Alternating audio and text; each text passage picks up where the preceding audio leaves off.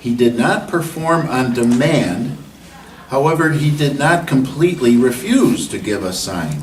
He pointed to his coming resurrection. Is there someone that would want to read that passage, the Matthew passage, Matthew 12?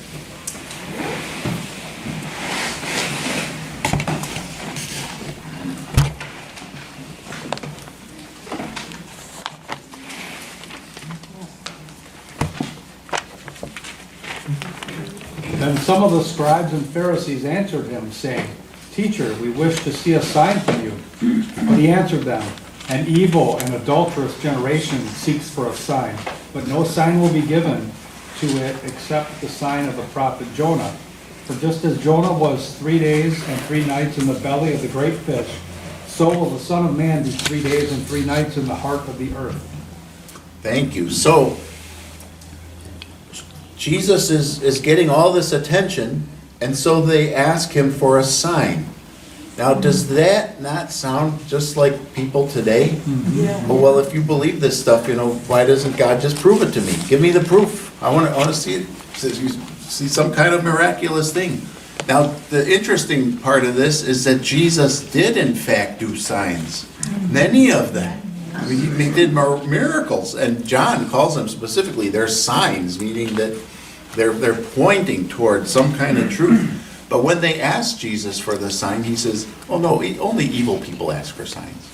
Isn't that great? It's true. It's a condition of our heart that is not right with God, that we will never be satisfied with the evidence he gives us. We always want some other evidence. Why? Because we're not really interested in the evidence. We're interested in debunking it so that we don't have to believe it, so we don't have to follow it. But he says, I'm not going to do a sign. Only evil people ask for signs. But there is going to be one sign, Jesus says. And what is that sign? It's the sign of Jonah. Jonah was swallowed by the fish, and 3 days later the fish spit him ashore. But in the same way, Jesus says, the Son of Man is going to go into the earth for 3 days and 3 nights. And then he's going to come forth. So Jesus says the sign that he is who he says he is, that he can do what he says he can do. The sign for it is the resurrection. So this is the biggest sign. Take a look at number 2 there.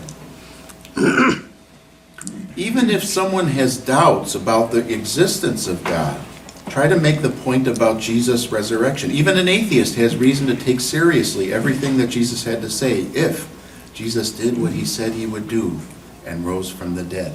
So in your conversation with somebody, you're hitting a dead end. I don't believe in God. No, I think that's all nonsense. Bring up the resurrection. What do you think about the resurrection of Jesus Christ? And they'll maybe say, I don't believe it, or I don't know. Well, by the time you're done reading this paper, you'll know how to answer that, right? But if Jesus really did rise from the dead, they've got to take this seriously. It's got, even if they end the conversation saying, no, and you don't seem like you made any headway, you planted a very important seed. Because in their hearts, they've got to deal with this. Gosh, what if Jesus did rise from the dead? Okay, so below are 3 encouragements, A, B, C. Each of them stands independent of the others. Perhaps you'll encounter a situation in which you can use more than one of these 3 suggestions. However, please bear in mind that they are not listed here with the intention that you will utilize the second only after the first, etc. So they're not all required, they're not sequential or anything like that. They're just 3 different ways to approach it. So what's he doing? Again, he's putting tools in your toolbox. Whichever one of these works for you, you can use that. So the first one is from A, he calls it Watergate. I don't know how, I feel like I'm so old, but I was just like a little kid when Watergate happened. I didn't watch the news back then. I couldn't care less about the news. I was watching Star Trek and stuff like that. But even I knew Watergate, whatever that meant, I didn't know what it was. But there are all these guys coming on TV and they're talking to Congress and they're reading papers at this table and all the cameras on them. Well, none of the Watergate defendants in the 1970s were threatened with execution, only jail time. Yet, the conspiracy unraveled shortly after they were arrested. If the resurrection story had been made up, Why did none of the apostles or other early Christians retract their story that they had seen Jesus alive after he had died? Not even when they themselves were threatened with death. All right, who could give me a synopsis? What's he arguing there? What case is being made? That if it was false, somebody would have retracted, especially under the threat of death. Right. Versus Watergate was just prison. Yeah, Watergate, these guys are being threatened with going to jail, and what did they start doing? Well, he's the one that made me go right. They turn it, the whole thing collapses. They had a good story, but it turns out it was all false, and they couldn't wait to tattle on each other. So why didn't the disciples do that? They were not even just being threatened with jail. They were going to be killed. Yeah. And yet none of them retracted. None of them took it back. That's a powerful thing to point out to people. I wonder how many people have thought of that. Someone may say people die holding to untruths all the time, which is correct. But do people willingly die for something they know to be false? Quite possibly because they themselves made it up.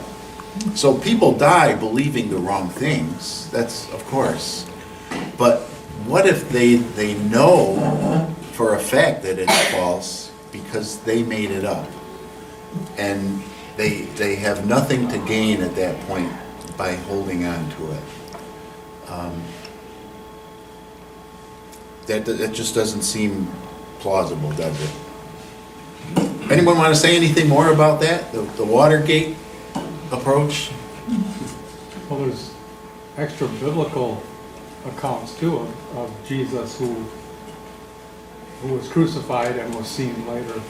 I mean, people, I've run into this conversation numerous times. They'll say, well, yeah, you keep going back to the Bible. If the Bible's made up, why are we going to believe even the resurrection? But there's, I don't remember if it's Josephus or Tacitus. One of them mentions that, they're historians back in the day, and they mention that Jesus was seen alive after the crucifixion. Yes. Josephus mentions it. What's interesting about it is he just kind of mentions it almost off the cuff. Yeah. He just like this little thing, He was the Son of God, and he came back from the dead, or something like that. And it goes on. Doesn't make a big thing out of it. What was the number of people? Was it 500? More than 500? He says over 500. Yes. Yeah, so it's not just like, hey, Peter, I got a great story. We can make a lot of money on this. No, it's a whole bunch of people. Good. Let's look at B. How did Jesus' tomb come to be empty? All right, so this is a big deal, right? So Jesus rising from the dead, but another angle to understand this is that the tomb was empty. So Christianity could have been proven false by producing the decaying body of Jesus, which has never happened. So the story of the resurrection starts to spread, and in a very short time, that's all the talk in Jerusalem. We see 50 days later on Pentecost, when Peter preaches his sermon, and there's 3,000 people that become Christians. I mean, this was in the news. All this stuff, people were thinking about it and discussing it. It was a big deal. And all they had to do to squash it, to say, all right, call the fact check guys, because we're going to just all take a walk down to the graveyard, and we're going to take a look in there. And they never did it. They never did it. They could never produce the body. So, B, the tomb was empty either by natural or supernatural means. Now that's a statement of logic, right? Mm-hmm. The tomb is empty. Well, how did the tomb get empty? Either through natural means or through supernatural means. It's got to be one or the other. So let's look at some of the explanations of natural means, possible natural explanations for the empty tomb. The disciples stole the body. You remember the guards There were guards at the tomb. So how could the disciples steal the body when it's guarded? And after Jesus rose from the dead, do you remember what story the guards spread? We'll tell everybody that they stole his body so they don't get in trouble, right? So very interesting. They knew the body was in there. The stone was rolled over and it was sealed, and you can't break the seal. And so the soldiers were guarding it. So how did it disappear? How would the disciples have stolen it?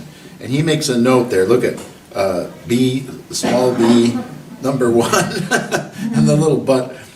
But they were in no condition to mount a mission impossible operation. So when you read about the disciples, what was their state of mind? What was going through their deliberations in the immediate aftermath of the crucifixion of Jesus? You were grieving. Yes, and they were. I think they were confused. Why were they? On Sunday night, Jesus appears to them in the room, and the doors were locked. How did Jesus get in there and the doors were locked? Yeah. Because he has a resurrection body, right? The locked doors don't stop him.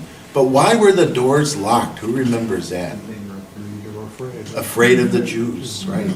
They didn't want to be seen having association with Jesus. You know, Jesus just got killed. Watch out. I don't want to be known that I was hanging around Jesus. I might get killed too. What did Peter do when Jesus was taken away for his trial? Denied him. Denied him.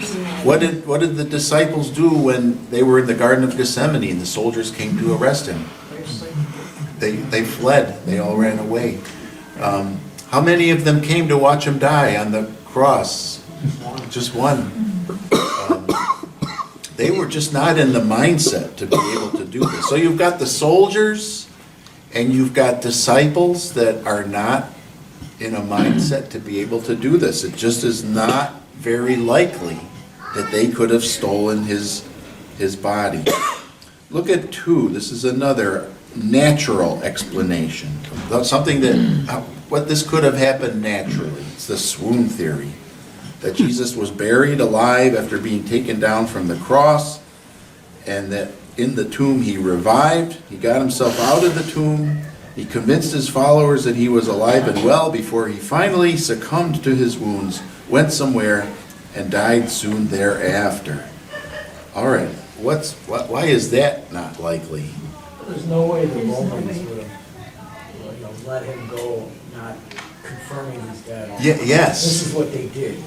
That's right. That's what they did. In fact, they did something on the cross in all the records. They Pierced his side, yeah. pierced his pericardial cavity, and the clear fluid had separated from the blood, which is what physiologists tell us happens when you die of suffocation like that. So they made sure he was dead. And then even if he did if he was just out of it and he kind of came to in the tomb, It was too weak at that point. yeah, how's he going to get out of there? A guy that's been hanging on the cross for 6 hours, got whipped and Roll away everything. a Yeah. rock from the inside of the tomb. It just does not seem likely, does it? And look at the little but there under number 2. Would Jesus have been able to convince them that he was really all right? So in comes this emaciated Jesus, with blood dripping and everything. Guess what, guys? I'm really alive. And they all go, whoa. I don't think they would have been amazed. They would have been terrified. And then how could Jesus keep secret his real death? So then he eventually dies somewhere. Well, where? And how come nobody found him then? He didn't bury himself. Yeah, did he bury himself? It just, again, it's one of those theories that just seems very remote, not at all likely. Third is mass hallucination. So the individuals, the disciples, Jesus told them he was going to rise from the dead, and they had so much hope that that's what they saw. They believed that he really did, and they thought they had seen him. But while individuals may see what they want to see, Would all the disciples do so together and several times? So most of the appearances of Jesus, he's appearing to more than one person. At Sunday night, he's appearing to 11 of them, right? How likely is it that everybody has the exact same hallucination at the exact same time, right? It just doesn't seem plausible. And remember, the account of it in the Bible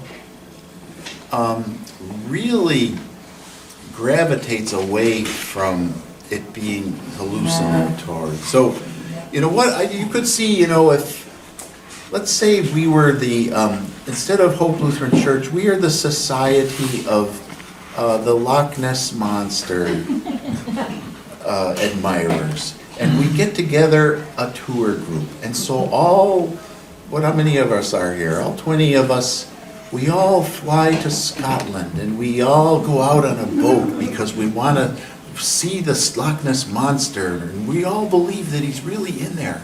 And somebody says, look in the water way over there. It looks kind of, the water's dark right there. Could there be something under the water? It made a little splash. What is that? And pretty soon we're all going, we saw him, you're coming home, we saw the Loch Ness Monster. Could there have been something like that with Jesus? But remember, when Jesus appears to them in that room, what does he do? Place your fingers in my hands and in my side, and see that I am not a ghost. He later eats with them, right? He talks to them. John makes a point of saying he breathed on them. So he goes up to them. He's going. There's a reason for that. He's not being weird. But all of that to emphasize the fact that this was not something in their minds, and it was not a ghost. It was a real bodily appearance of Jesus. So this just doesn't seem likely. Jesus ate the broiled fish in front of them. And then, this is a good question. If they're hallucinating all this, why do all the hallucinations stop on the same day? Jesus ascends into heaven and now nobody has a hallucination of him anymore. This doesn't make sense. All right, so can anybody think of another natural explanation? A reasonable, naturalistic explanation for how Jesus was no longer in the tomb and was believed to be seen by people? Can't think of any others. So what are we left with?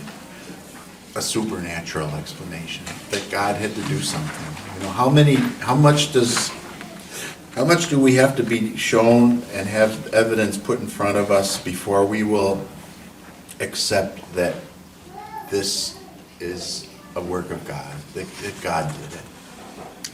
Some people will never admit that. They're not telling us about the evidence, they're telling us about their hearts at that point.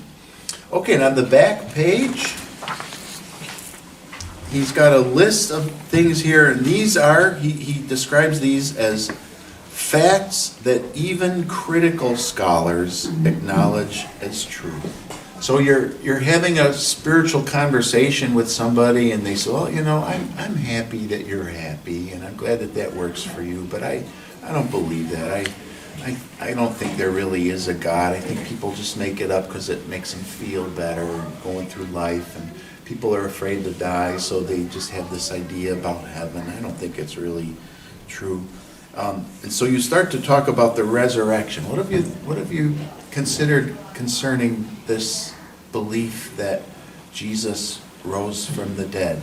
Oh, I think, it's a bunch of crazy people back then, and the story just got out of hand. And, well, these are all observations that even critical scholars believe. So this is not, so Peter asked a question before, well, you just say it from the Bible, but, who knows that the Bible's true? Well, these are things that are believed to be true even by people that don't think the Bible is true. It's by critical scholars. But they all know that historically these things are match up with the evidence that we have. So one is that Jesus died by crucifixion. Everybody, all the historical scholars, even the ones that are not Christians, they all have to admit that all the historical evidence points to this. There's a bunch of weird theories out there. You know, Jesus, they got the wrong guy in the Garden of Gethsemane. Or one of the disciples switched with Jesus right before he was taken to the cross, or something like that, right? No, Jesus was crucified. Everybody knows that. B, Christians had experiences that they thought were appearances of the risen Jesus. Now this is very broad. So it's saying that people had these experiences and they thought that these were appearances of the risen Jesus. That's why so many scholars agree with this statement. Even non-Christian scholars, they may not agree that Jesus is the Lord, that he rose from the dead, but they do agree that the people who said they saw him thought that's who they were seeing. So you see how that works? Paul claimed to be an eyewitness. There are early creeds. If you note there in little Roman numeral 2, he has several Bible passages there. We won't look those up, but if you looked up those Bible passages, the way that they're phrased, the use of the kind of verbs that they use, what they are really is not just ongoing narrative by the author. They are clearly things that they used to say in their worship services in the early church, creedal statements. So the creedal statements of Christians very, very early. It's not like Christianity had existed for a long, long time. We had this Christian church for dozens and dozens of years, and finally somebody said, hey, let's tell the story that this Jesus guy actually rose from the dead too. Let's add that. It's not added. It's there right from the very beginning. That's what the early Christians believed. Okay, C, Jesus was proclaimed as risen very soon after he died. Some of those who received early appearances preached that Jesus had risen. That's the passage that Al referred us to earlier, where the 500, Paul tells us that 500 people saw him. What's the point of saying over 500 of the brothers saw him? Some of whom have fallen asleep, but many of whom are still alive. What does that mean? Go ask him if you don't believe him. That's it, exactly, right. Right. If you don't believe me, go ask one of those people. That's pretty strong, isn't it? The summaries of sermons. So we have these very, very early sermons in the Bible, in the book of Acts there, by Peter and by Paul. And what do they all bear witness? That Jesus rose. This story is out right from the beginning. This is not the kind of story that over the years it kind of adapted and was built up. And no, it's right there. Number 3, the apostles were in agreement in their proclamation of Jesus' resurrection. Number 4, Paul appealed to the resurrection when discussing a variety of topics, such as Christians no longer continuing to sin, sexual purity, his own assurance in proclaiming the gospel, his expectation of being raised in a glorified body, and comfort for Christians who survive after death strikes their believing loved ones. So the resurrection is interwoven with everything that the early Christian leaders, the apostles, everything that they're doing. It's all, the resurrection's a part of it. D, Jesus' disciples were transformed. Jesus' disciples fled when he was arrested. Peter in particular denied knowing Jesus. So were they on board with this thing? Does it sound like they kind of planned it? Hey, why don't you take Jesus' place and go in there and get crucified? Then he'll still be around. Oh no, he could do it. No, they're not into this. But 2, after appearances of Jesus to the disciples starting on Easter evening and continuing for 40 days, the disciples became emboldened and proclaimed the risen Christ. So So even people that do not believe the Bible is true, even people who are not themselves Christians, studying the history of this stuff, they realize these men were different all of a sudden, just like that. You can point that out to the person that you're discussing. How do you explain how these men were so different and how their lives were so different? Well, you just get that from the Bible. Well, it just so happens that almost all scholars, even ones who don't believe that, recognize that these men were different. See how that can come out? They were ready, number 3, they were ready to die for the resurrection message. Letter E, this is an interesting one. James. This is James, the biological brother of Jesus. This is James, not James the apostle. This is James, the son of Mary and Joseph. Mr. and Mrs. Christ. And remember that during the ministry of Jesus, what was his family's opinion? They were all on board, right? Our brother Jesus. Right? They thought he was crazy. Remember that? We won't look it up. They thought he was crazy. And they came to try to get him and bring him home. Jesus, you're embarrassing the whole family with all this nonsense. James was not on board. But then we read in the passage Al referred to in 1 Corinthians 15 that Jesus appeared to James after he rose from the dead. And James becomes the pastor of the church at Jerusalem. And how firmly did James believe this? To the point that in 62 AD, according to Josephus, he was stoned. That's how strongly he stood on this. And then F, there's another person that was dramatically converted, and this something that all the scholars recognize, even the non-Christian ones, that this is a historical fact, and you have to say, okay, what accounts for this? Why did he have such a different life?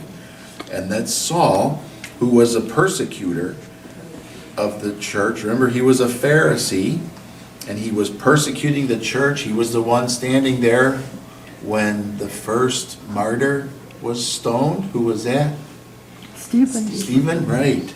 And Paul, it says, was standing by, consenting, right? And then he has an appearance of Jesus to him while he's on the road to Damascus. And his whole life changed trajectory after that. He became radically different. He went through every kind of hardship and difficulty you could imagine in his following Christ. That's how firmly he believed, based on Jesus showing up and speaking to him after he had risen from the dead. So any closing comments or reflections or thoughts on any of these? And does this give anybody some helpful tools? Is this useful?